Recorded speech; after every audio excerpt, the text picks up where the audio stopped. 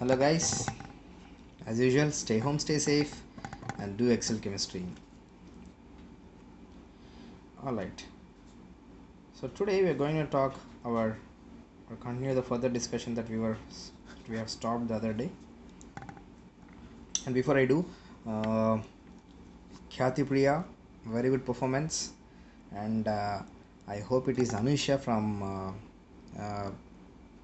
I don't know whether it is Anusha or Anaga, because it is written something different, your name.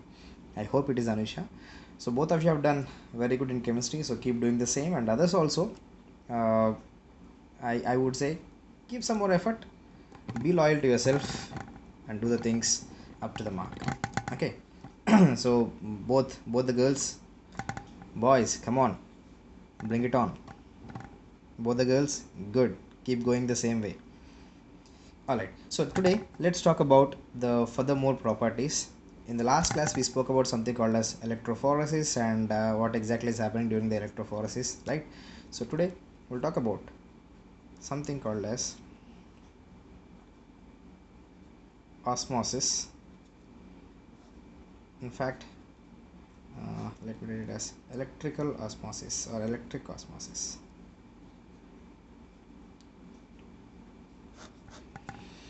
Fine. So what is this electric osmosis? You might have been very familiar with the words diffusion and osmosis right from your very like 10th standard onwards, right?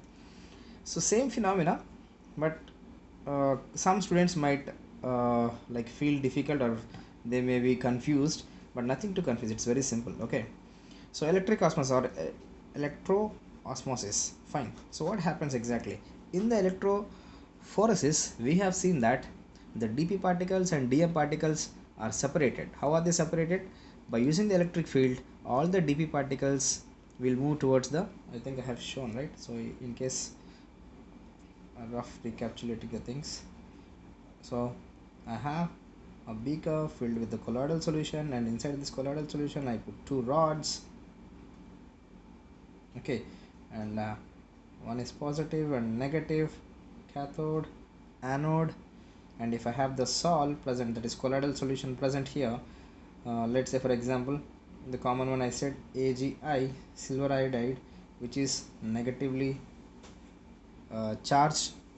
For this, if this is my charged colloid, then since this is a negatively charged, so it moves towards the positive. When I switch on, or when electricity is passed through, it moves towards the positively charged rod, that is cathode, right? So once these charged particles move towards the cathode, okay, then we see that there the particles start accumulating or are getting attracted and lose their charge. After losing their charge, they drop down there itself as precipitate. Okay, so this phenomena, this movement of the dispersed phase in the presence of an electric field, is called electrophoresis. This we have discussed. Now let's move to electroosmosis. Okay, so for this also let me draw.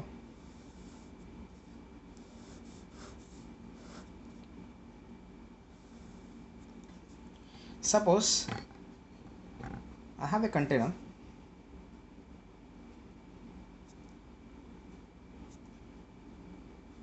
and this container is segmented like this. This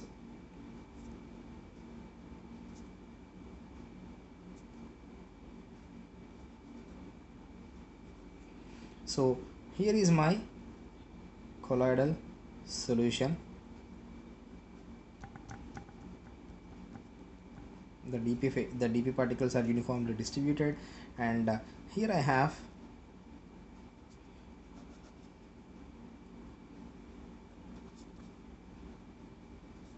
the water here as well as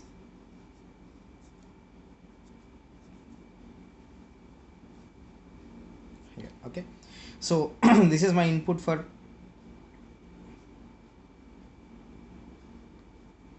so this is my colloidal solution. Okay, and water present on either side, and this is our semi permeable membrane or animal membrane. You might have studied many a times like what is the use of this animal membrane or semi permeable membrane. It is used, the permeable membrane, the usage of this membrane is that it will not allow the pores are so small that it will not allow the uh, colloidal particles or dispersed phase particles to move out through the semi permeable membrane. Actually, colloidal solution, see, basically it contains colloids contains two things. Okay, one is the actual colloid, the dp particle, and there is something called as crystalloids. Okay, so just remember these points. Apart from colloids, that is dp, we also have the crystalloids, that is little smaller than the colloid. The size of the crystalloids is smaller than colloidal size. Okay, this point I could use it in some other area, but as if now, so I have a solution in which the dp and dm is present, and in this what we observe, the dispersed phase and dispersed medium colloid is separated, or the water source, this is the water, okay, and this compartment and this compartment is separated by semi permeable membrane. Same way this compartment, this is separated by semi permeable membrane. Now what is the semi permeable doing? The semi permeable membrane will not allow the dispersed phase, okay, to move out of this compartment. Okay, so let me write that semi permeable membrane does not allow the passage of dp particles.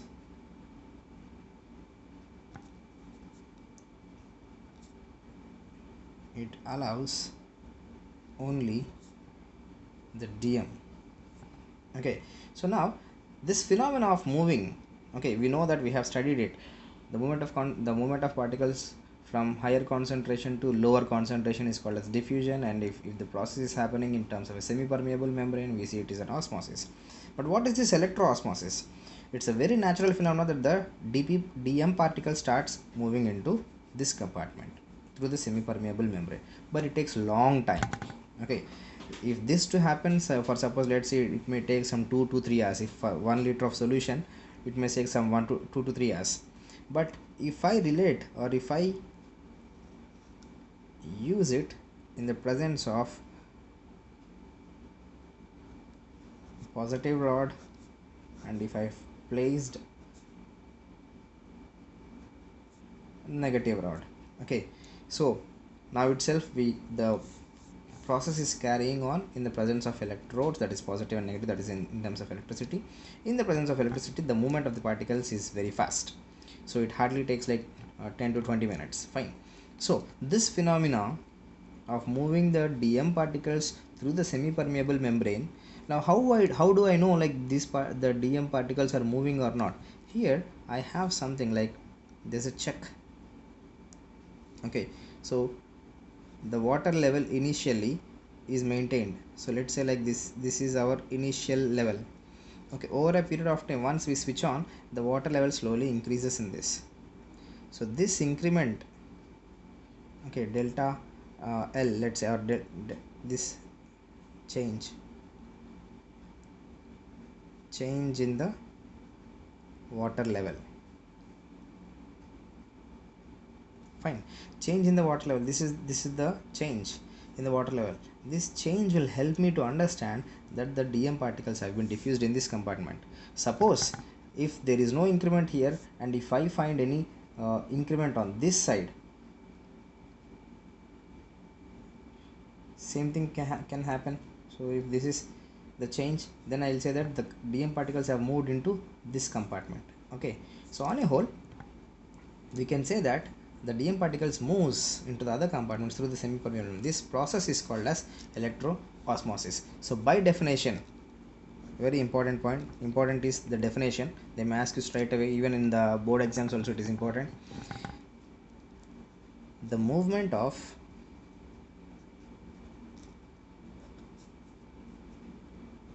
dispersion medium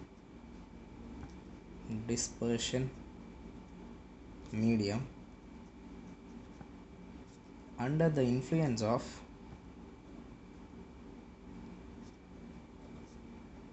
applied electric field or electric potential is called electroosmosis.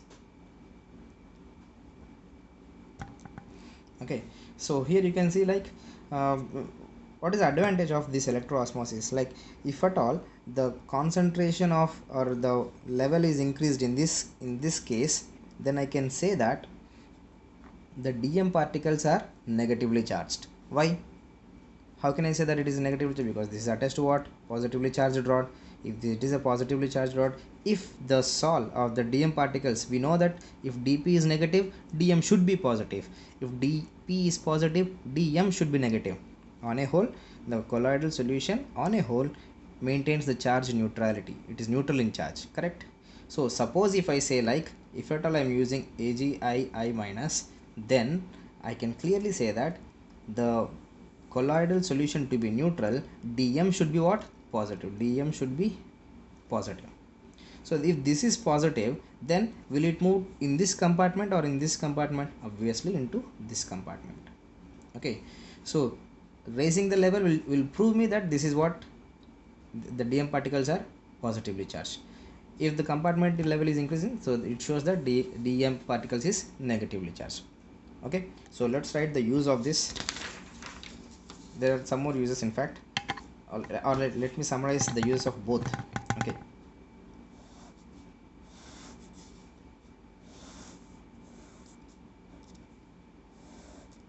that is electrophoresis and electroosmosis. Okay, if as well, just write three main uses, that's enough. Okay, for both. For example, in this case, the electrophoresis is used to remove the suspended impurities. Okay, and for example, I can write it as to remove smoke from chimney gases.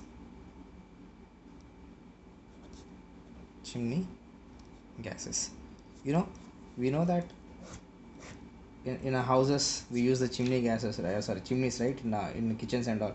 So normally what the chimney gases, the gases that comes out is, it is generally, it has unburnt carbon plus some other gases, you can say. Fine. So now this unburnt carbon is harmful.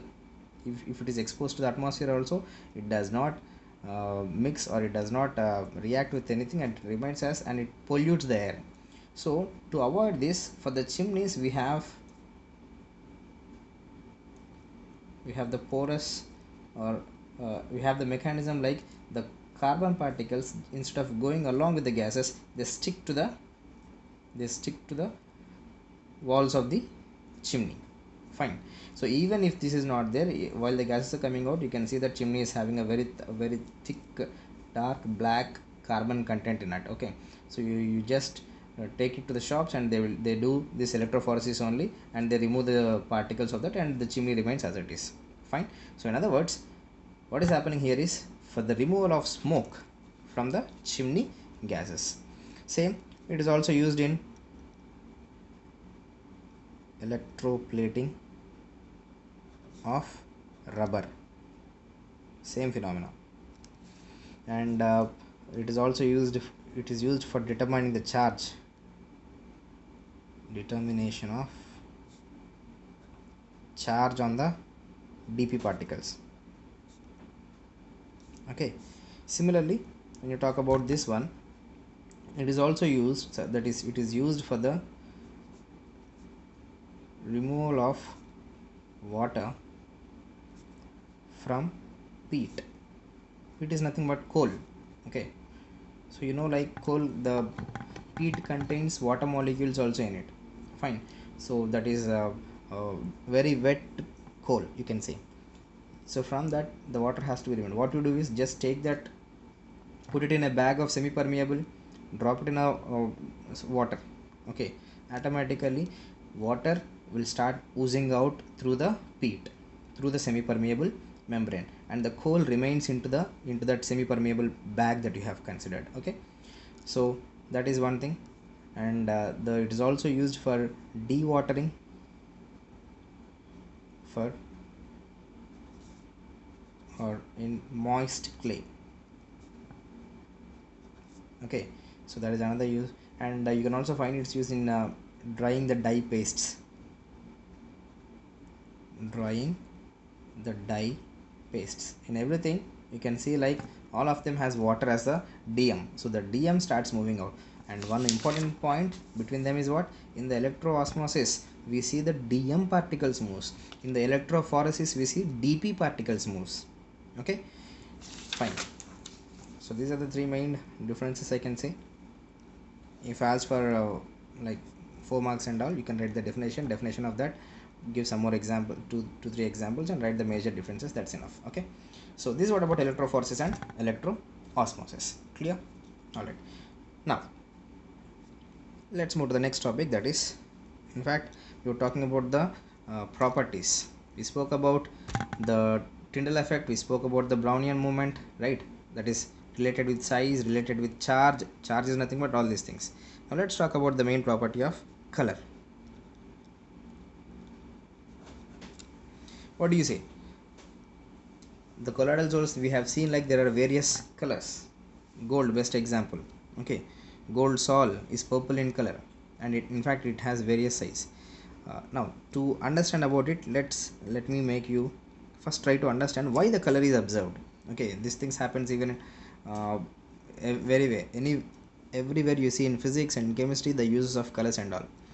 So first thing, suppose I want you to understand the basic points. Point number 1,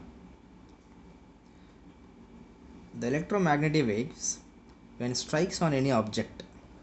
Okay, let's say like there is an object. Fine. Now when electromagnetic waves, or let's say light rays when strikes on the object, some of the part of the waves have been absorbed and some have been transmitted. Okay, so part of it is transmitted and part of it is absorbed. So these light rays, and we are talking about color now, so let me fix. We know that what are the colors we can see? VIBGYOR, correct? So this is a part of the light rays. Okay, so VIBGYOR, which is containing, like, you know, the what is that, I think 400 to 700 nanometers. So this should be the smaller wavelength, that is 400 nanometers, and this should be around 700 nanometers, 750 or something like that. So this is the range. Okay, the wavelengths of this one, lambda is what, 400 nanometers to 700 nanometers. Now the waves that are traveling, any wave will have some wavelength, right? So this is the wavelength. Now these waves which are traveling, what happens? Two things. One is some part of absorbed and some part of wave is transmitted or reflected. Okay, so now the absorbed part, the color is always because of what? The transmitted part. Whatever, suppose if VIBGYOR is coming and hitting the surface, out of this VIBGYOR, if let's say VIBGYO, these wavelength rays have been absorbed, then what is left over transmitted is what? R. So that's why we can see that the color of that object is red. Suppose you are able to see this blue. Why blue? Because the rays are traveling and hits the surface, and after hitting the surface, some of the rays have been absorbed and some of the rays have been transmitted. Now the rays which have absorbed out of VIBGYOR, you are able to see this blue because it has absorbed violet, indigo, green, yellow, orange and red. Okay, so that it has absorbed the rays of other things, and it has emitted what? Blue. I hope you are understanding. So same thing, happens here. Now, so this is the phenomena happening in terms of color. Okay, in depth I'm not going to talk about the optics and all.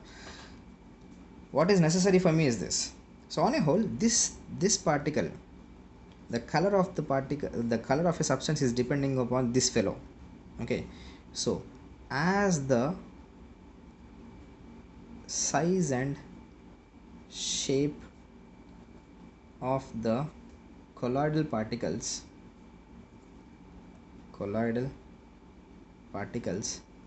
are different,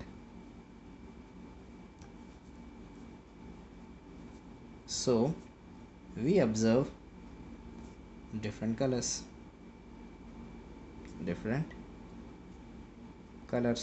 So it is mainly depending upon the size and shape. Okay, now, so the point to be noted is this: larger molecules absorb larger wavelengths and releases short ones. Similarly, smaller molecules absorb smaller wavelengths and releases out larger ones. What do I mean by this? I mean, suppose if I have a particle, okay, let's say in the solution that is there, we see that the colloidal solution is this, and you have the dispersed particles, right? So if the size of the particle is larger, out of the visible light that I have seen, okay, so large size will absorb larger. So out of the waves that you have seen, which one is having the larger wavelength? 700 nanometers is larger wavelength. So 700 nanometers, that means these rays, most likely these rays are absorbed, and what is released? These rays, VIB, let's say VIB is released. So excuse me, so this will absorb large size, absorbs the larger wavelengths and releases shorter ones. Okay, so depending upon this thing we find. So you tell me again, if it is absorbing the larger wavelengths, so which color should I see? Most likely it should be near into the violet. That's the reason the larger colloidal solution of the gold, you will find it as blue. Okay, the smaller ones, suppose if I have a small, throughout it remains same. Suppose if I have a smaller ones, then the VIBGYOR which hits that, so we'll observe what? The shorter wavelengths. What are the shorter wavelengths? VIB. So somewhere it should be this one. After hitting, and if it reflects the remaining wavelengths, so what should happen to that? It should be of what color? It should be of red. Correct? So on a whole, the point is this, that is the particles of, one second, okay, so the bottom line is this: finest gold or the smallest gold sol is red in color, and as the size of the particle increases, so size of the particle, so this fellow, so it should be violet or indigo, right? Increases, it appears to be violet or purple. Okay, so if very finely, and it later on observes to be as blue, and then finally golden.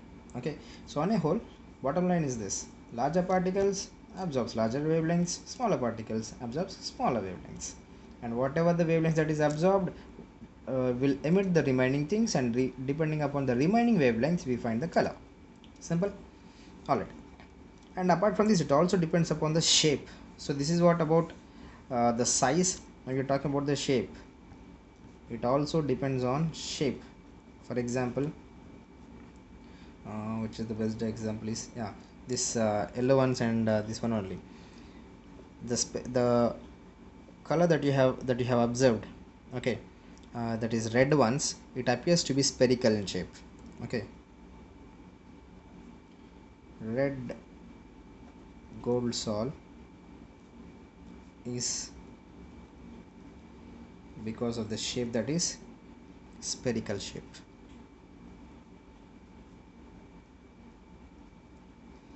And blue gold sol is disc shape. Okay, so these points, maybe they may ask you for objectives straight away, so just have a remembrance of these points. Okay, so with this, the color factor is also done. So now we are left with the last factor, that is colligative properties. I just touch it here. In fact, we have to deal with this in the solutions chapter, but I'll try to make you understand enough. That is something called as colligative properties. Okay, what is this colligative properties? By definition, the properties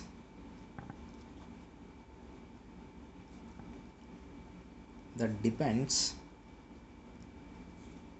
on the number of solute particles in the solution.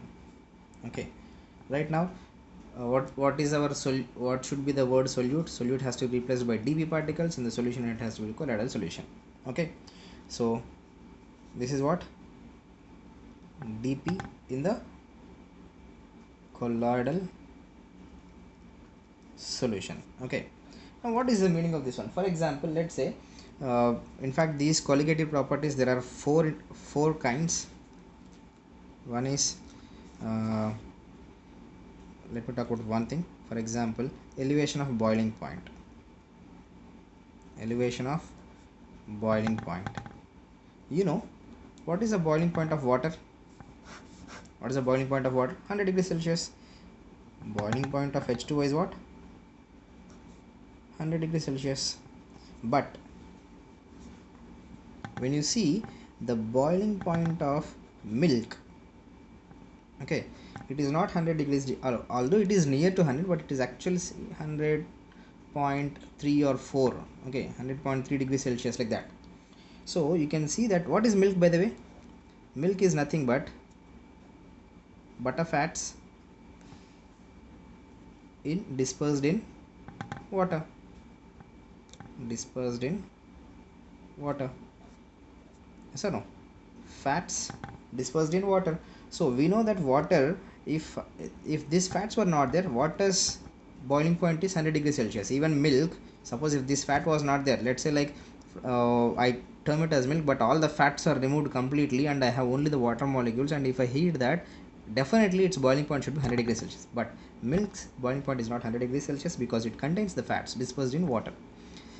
Now, because the fats are dispersed in water, 100 point, there is a difference, right? There is a slight elevation in the boiling point. This elevation in the boiling point is because of the fats present in it. Okay, so now a question: if I have like some 10,000 moles or 10,000 molecules of fats dispersed in water, okay, and what do you say? Will the temperature remains the same, or will there be slight increment in the boiling point of that mixture? Obviously, more fats, higher will be the boiling point. So now the bottom line is this. So it is depending upon the number of fat molecules, right? Yes or no? The amount of the fats that are dispersed. So the amount of the fats that are dispersed is dictating the boiling point of that substance. In other words, what we call it as elevation of boiling point. Boiling point is elevated because of the presence of extra fats. More the number of fats, more will be the boiling point.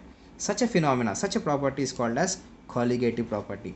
Any property, the properties that depends on the number of the solute particles, or you can also write the amount of the solute particles that is called as colligative properties. So suppose 100.3, same way there is also, I'm not going to talk now itself, depression in freezing point, depression in freezing point, then uh, there is relative lowering of vapor pressure, and there is one more thing, that is osmotic pressure.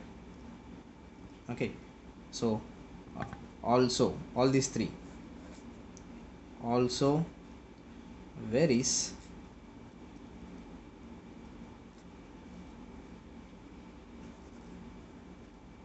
for the colloidal solution depending on the amounts dissolved in it, depending on the amount of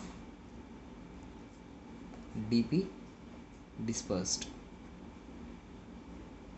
Okay, so this is what about, so such factors which depends upon the number of moles or the amount of the solid particles are called as colligative properties. All these things stand true for the colloid solutions also.